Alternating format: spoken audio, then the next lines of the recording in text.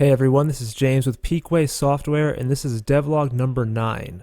This devlog will be a little different as it mainly focuses on the feedback we've received on the Steam demo, which is still available on our store page right now. Before I get started, you should know that we are crowdfunding on Indiegogo and have extended the campaign so it will continue to run for a little over 3 more weeks. Indiegogo is a little different than Kickstarter, with the main difference being that we still get the money raised even if we don't meet our goal. The initial $275,000 budget was more of a best-case scenario where we would be able to bring on extra staff and have some additional contract work like voice acting and a custom soundtrack be made. In hindsight, we probably should have made the initial goal much smaller because the larger number might be discouraging people from supporting us. We just want you to know that donating to the campaign still helps us even if we don't reach the initial goal. We're already 4 years into this project and there's absolutely no way we're going to give up on it. The worst case scenario is that the game just takes longer to be released.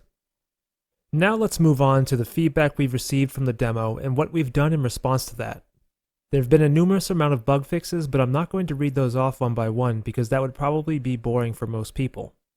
Instead, I'm just going to show the various forum posts we've made about them on screen so you can read them for yourself if you want, and then I'll tell you about the new features and changes we've made. Releasing the public demo was extremely beneficial for us. Not only did it give us valuable feedback about the various game systems, but it exposed some problems with RAM usage in the build that we weren't noticing before. We estimate that about half of the people who downloaded the demo weren't able to finish it because they would run out of RAM due to memory issues. So naturally, getting that sorted out was our top priority.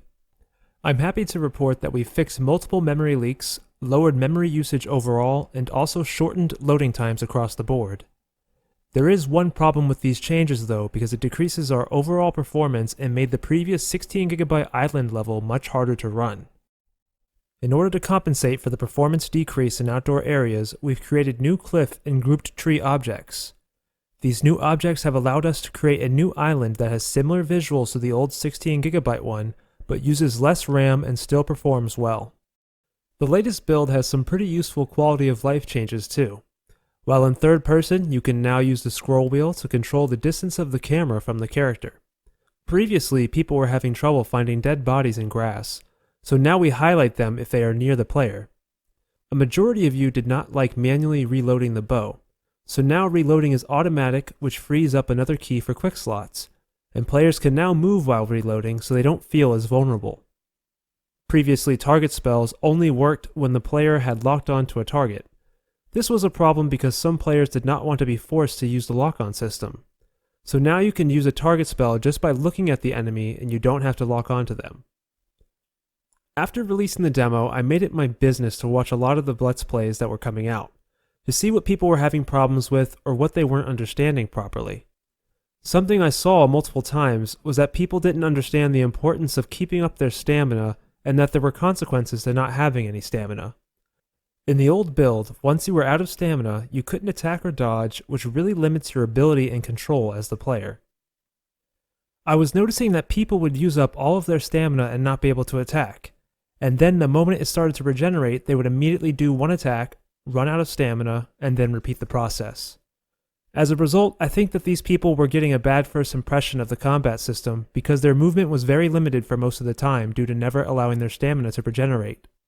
Well, in the new build, you are still able to attack and dodge with no stamina, but your attacks will do significantly reduced damage.